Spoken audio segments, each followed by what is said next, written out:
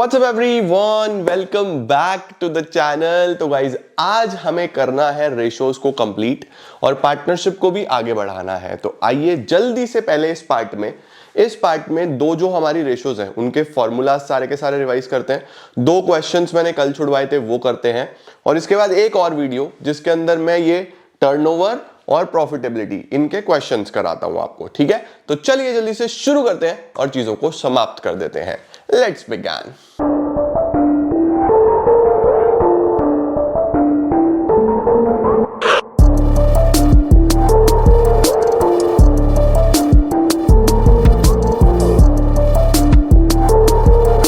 चलिए जी जल्दी से बच्चों पहले फॉर्मूलाज लिख लें, फिर वो दो क्वेश्चंस जो कल छुड़वाए थे वो करा दूंगा। हमारे पास अब सबसे पहले आ रहा है टर्नओवर रेशोज। इनको हम एक्टिविटी रेशोज भी बोलते हैं।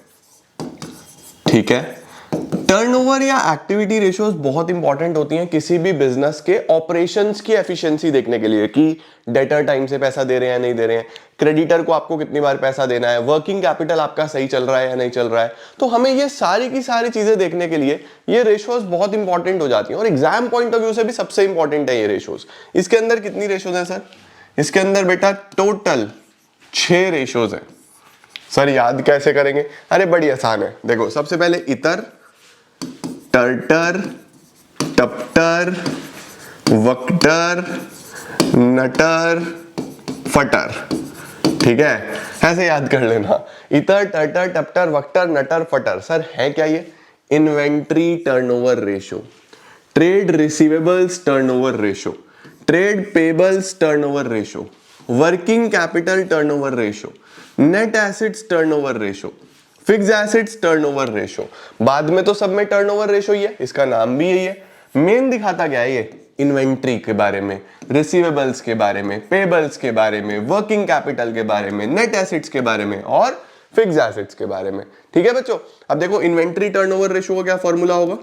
ITR is cost of good sold upon average inventory, COGS upon average inventory.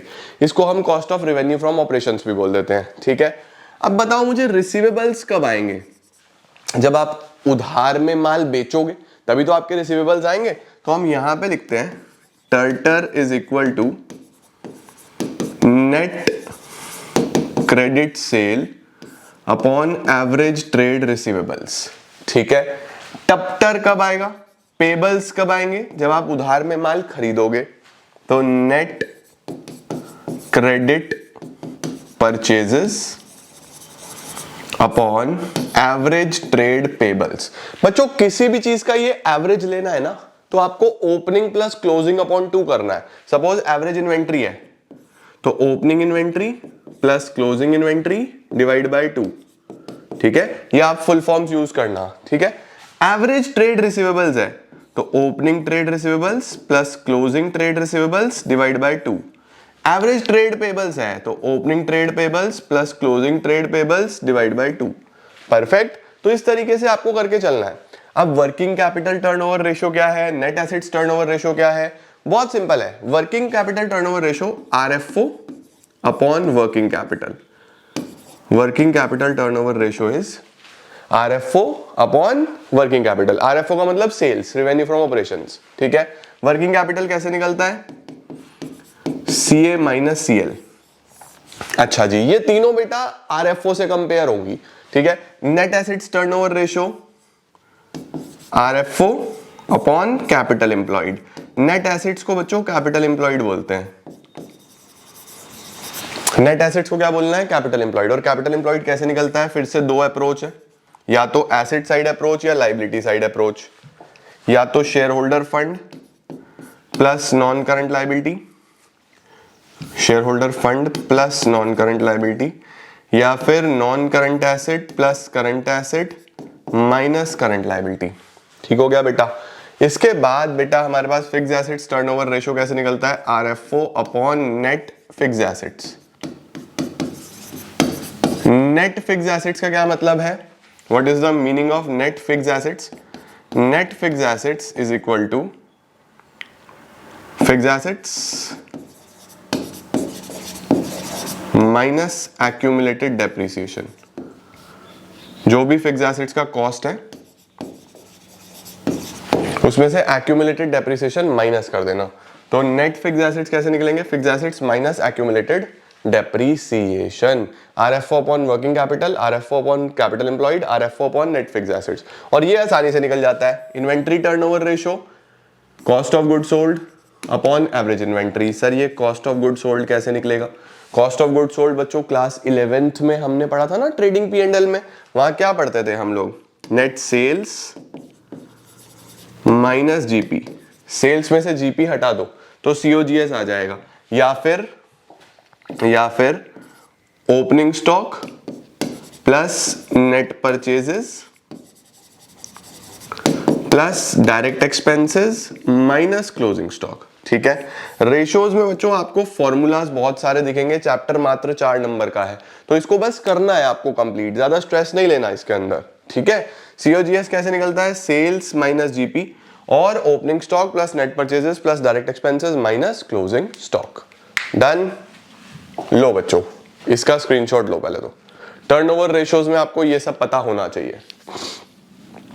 Inventory turnover ratio पता चल गया, टर्टर, टप्टर, वक्टर, नटर, फटर। डन। अब आ जाओ प्रॉफिटेबिलिटी रेशियोज पे। प्रॉफिटेबिलिटी रेशियोज भी सिंपल हैं। ये क्या दिखाएंगी? ये दिखाएंगी बच्चों कि आपकी ओवरऑल प्रॉफिटेबिलिटी कैसी है, आपकी ओवरऑल प्रॉफिट्स किस तरीके से आप देख रहे हो। आपके पास 3 प्रकार के प्रॉफिट्स होते हैं। एक ट्रेडिंग P&L बनाओ जल्दी से, ट्रेडिंग P&L बनाओ जल्दी से। सबसे पहले शुरुआत कहां से होती है? ओपनिंग स्टॉक, फिर नेट परचेजेस, फिर डायरेक्ट एक्सपेंसेस, इधर नेट सेल्स, क्लोजिंग स्टॉक। ये हमने क्लास 11th में पढ़ा था बच्चों, ट्रेडिंग अकाउंट। यहाँ पे सेल्स आता है, क्लोजिंग स्टॉक आता है, ओपनिंग स्टॉक आता है, परचेजेस आता है, डायरेक्ट एक्सपेंसेस आते हैं, फिर यहाँ पे ग्रॉस प्रॉफिट निकलता है। ये प्लस करो, ये तीनों माइनस करो, तो यहाँ पे ग्रॉस प्रॉफिट आता है। राइट। सर ये डायरेक्ट एक्सपेंसेस में कौन कौन से आते हैं? डायरेक्ट एक्सपेंसेस में बेटा आपके पास वेजेस, इनवर्ड वाले expenses, carriage inward, freight inward, है ना। तो वेजेस है, कैरेज इनवर्ड है, फैक्ट्री से रिलेटेड, फैक्ट्री लाइटिंग, ठीक है, फ्यूल हो गया, फ्यूल गैस पावर हो गया इस तरीके की चीजें, मेनली मैन्युफैक्चरिंग प्रोडक्शन वाली, ये सब डायरेक्ट एक्सपेंसेस में आते हैं। ठीक है। ओके सर, अब इसको ब्रॉट डाउन कर लो बाय जीपी ब्रॉट डाउन। फिर तुम्हारे जितने भी बिजनेस को चलाने के लिए खर्चे आते हैं, बिजनेस को चलाने के लिए जो खर्चे आते हैं उनको हम लोग क्या बोलते हैं? डायरेक्ट एक्सपेंसेस, या डायरेक्ट ना बोल के अभी तुम लोग बोलो ऑपरेटिंग एक्सपेंसेस। ऑपरेटिंग एक्सपेंसेस में क्या क्या आता है? ऑपरेटिंग एक्सपेंसेस में सेलिंग एक्सपेंसेस, एडमिनिस्ट्रेटिव एक्सपेंसेस, जितने भी हम जनरल एक्सपेंसेस देख लेते हैं, चाहे वो सैलरीज हो, चाहे वो एडवर्टीजमेंट हो, डेप्रीसिएशन हो, प्रोविजन फॉर डाउटफुल डेट्स हो, ऑडिट फीस हो, cartage, carriage outward, bad debts, multiple तुम लोग बिजनेस में देखते हो, वो सब ऑपरेटिंग एक्सपेंसेस है। ठीक है। उसके बाद इधर आपकी ऑपरेटिंग इनकम्स, और यहां पे क्या आ जाएगा फिर? Operating profit. ये क्या आएगा बच्चों? Operating profit. ठीक है। ये कैसे निकला सर? इन दोनों को प्लस किया, ये माइनस कर दिया, तो ये तुम्हारा ऑपरेटिंग प्रॉफिट आ गया। ये दूसरा प्रॉफिट होता है। ठीक है। फिर तुमको क्या करना है? इसको नीचे लेके जाना है bye operating profit brought down. फिर तुम यहां पे लिखोगे नॉन ऑपरेटिंग एक्सपेंसेस। सर ये नॉन ऑपरेटिंग एक्सपेंसेस कौन से होते हैं? जैसे इंटरेस्ट ऑन लोन हो गया, ठीक है, interest on loan, loss by fire, loss by theft, कभी कभी होने वाली चीजें हैं ये। ठीक है, इनको यहां ले लेना। यहां पे non operating income, non operating income जैसे gain on sale of asset, कोई इंश्योरेंस क्लेम मिल गया तुमको, जो बिल्कुल ही कभी कभी होती हैं। उसके बाद फिर आ जाएगा नेट प्रॉफिट। ये तुम्हारा नेट प्रॉफिट आ गया बच्चों, आ गया ना। देखो तो इस पर्टिकुलर ट्रेडिंग P&L से आपके पास 3 प्रॉफिट्स आते हैं, जीपी, ऑपरेटिंग प्रॉफिट और नेट प्रॉफिट। इस पे बेस्ड 3 रेशोज हैं। सबसे पहली जीपी रेशो, कैसे निकलेगा? जीपी अपॉन सेल इंटू 100, ये बच्चों परसेंटेज में आता है। फिर operating profit ratio, operating profit ratio, operating profit upon sales into 100, ये भी परसेंटेज में आएगा। फिर मेरी जान net profit ratio, net profit ratio कैसे आएगा? Net profit upon sales into 100। तो तुमने एक बार ये बनाना सीख लिया ना, तो तुम्हारे से तीनों रेशो एकदम निकल जाएंगी, GP ratio, operating profit ratio, net profit ratio. अब ऑपरेटिंग प्रॉफिट रेशो से ही एक रेशो रिलेट करती है, operating ratio. Operating ratio, operating ratio का फॉर्मूला होता है बच्चों operating costs, operating costs upon sales into 100। खर्चे कितने आए? सर ऑपरेटिंग कॉस्ट में क्या क्या आता है?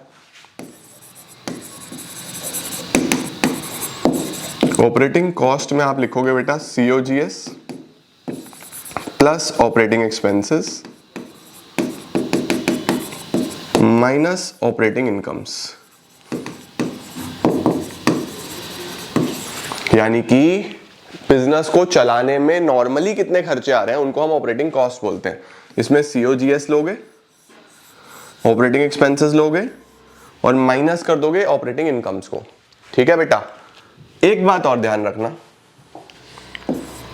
Operating ratio plus operating profit ratio is equal to 100%। इसका मतलब बच्चों अगर ऑपरेटिंग प्रॉफिट रेशो 60% है ना, तो खर्चों का रेशो तो 40% ही होगा ना। ऑपरेटिंग रेशो बेसिकली खर्चों की बात करती है, ऑपरेटिंग कॉस्ट की बात करती है, जबकि ऑपरेटिंग प्रॉफिट रेशो ये बताती है कि नॉर्मल ऑपरेशन से कितना प्रॉफिट बनाया मैंने। तो अगर ये 60% है तो ये 40 होगा, ये अगर 70% है तो ये 30 होगा, ये 40% है तो ये 60 होगा। हमेशा इन दोनों का सम 100 होगा। तो अगर तुमने एक भी निकाल लिया, दूसरा तुम 100 में से माइनस करके लिख सकते हो। दोनों का रिलेशन ये है, समझे? परफेक्ट। 4 रेशो समझ में आई क्या? एक आखिरी रह गई इसके अंदर हमारे पास ROI, रिटर्न ऑन इन्वेस्टमेंट या फिर रिटर्न ऑन कैपिटल एम्प्लॉयड। इसको हम रिटर्न ऑन इन्वेस्टमेंट या रिटर्न ऑन कैपिटल एम्प्लॉयड भी बोल देते हैं। ये होता है EBIT upon capital employed into 100, यही होता है earning before interest and taxes divided by capital employed into 100। Capital employed आपको निकालना आता है, EBIT भी आपको निकालना आता है, ये हमने इंटरेस्ट कवरेज रेशो में सीखा था। तो प्रॉफिटेबिलिटी रेशोज में हमारे पास 5 होती हैं बच्चों, GP ratio, operating profit ratio, net profit ratio, operating ratio और ROI या फिर रिटर्न ऑन कैपिटल एम्प्लॉयड। जल्दी से इनका स्क्रीनशॉट लो, फिर मैं तुम लोग को 2 क्वेश्चंस वो बचे हुए करा दूं एंड देन 2 बजे इनके क्वेश्चंस कराऊंगा। ठीक है, अब ये आ गए बेटा तुम्हारे पास कल वाले सवाल जो हमारे पास 2 रह गए थे। देखो क्या निकालना है, from the following details obtained from the financial statements of KX Limited for the year ending 31st March, calculate interest coverage ratio। interest coverage ratio का फॉर्मूला क्या है? EBIT upon interest. ठीक है, चलो अब देखो 40 लाख रुपए के 12% डिबेंचर्स हैं, 12% डिबेंचर्स हैं 40 लाख रुपए के।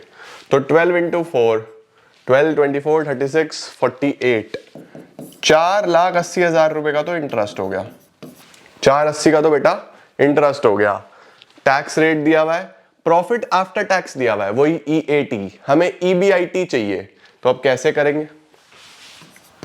EBIT minus interest, EBT minus tax, EAT, यही है net profit after tax 6 lakh रुपए।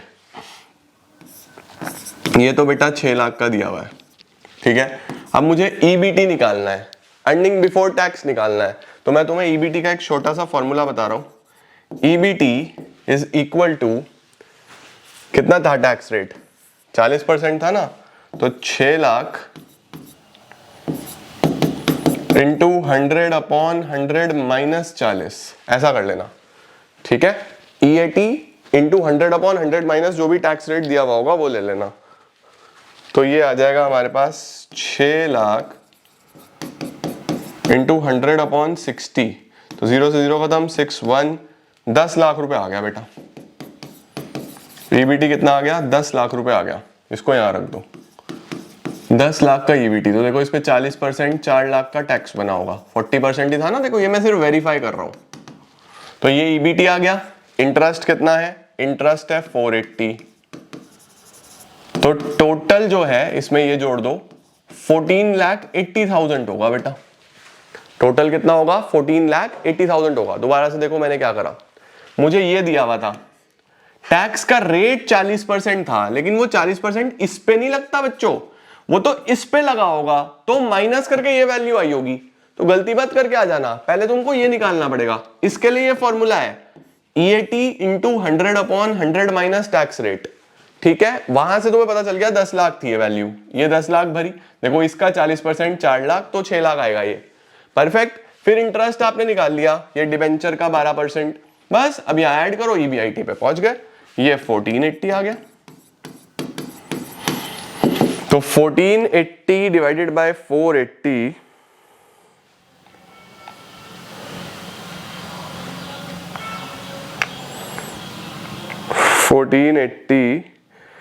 डिवाइडेड बाय 480 3.08 टाइम्स आ रहा है बेटा।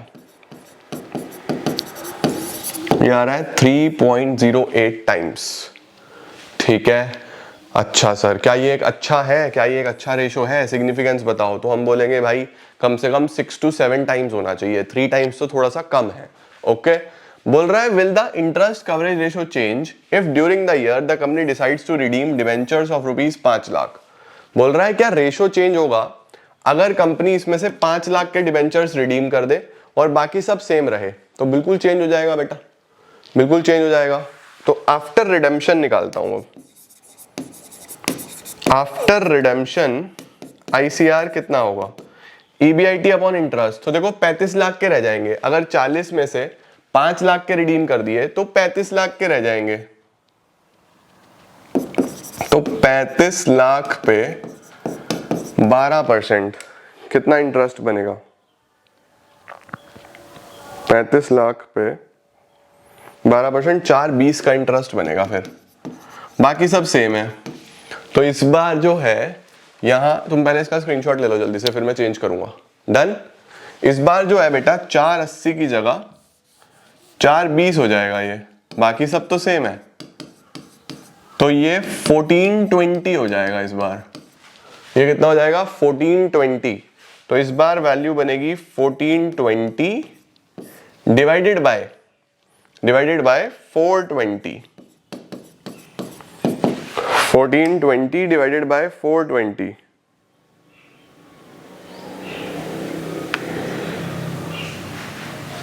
3.38। थोड़ा सा बेटर हो जाएगा, कर्जा चुका दिया तो थोड़ा सा बेटर हो गया। देखो 3.08 से 3.38 हो गया।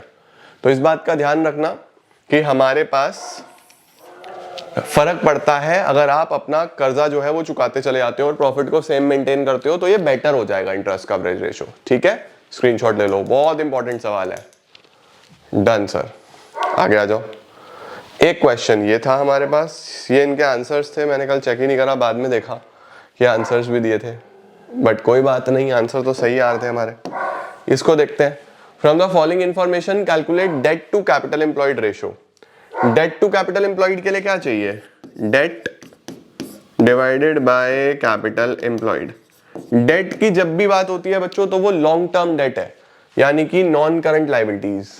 तो हमारे पास क्या क्या दिया हुआ है? अगर मैं एक छोटा सा बैलेंस शीट बना लूं, अगर मैं एक छोटा सा बैलेंस शीट बनाऊं, non current asset, current asset, share holder fund, non current liability, current liability. मुझे टोटल डेट दिया हुआ है 4 लाख का, इसका टोटल 4 लाख है, जिसमें लॉन्ग टर्म डेट 360 का है, ये 360 है, तो ये सिर्फ 40 होगा। ओके, नॉन करंट एसेट्स कितने दिए हुए हैं? 960, ये 960 है, ठीक है।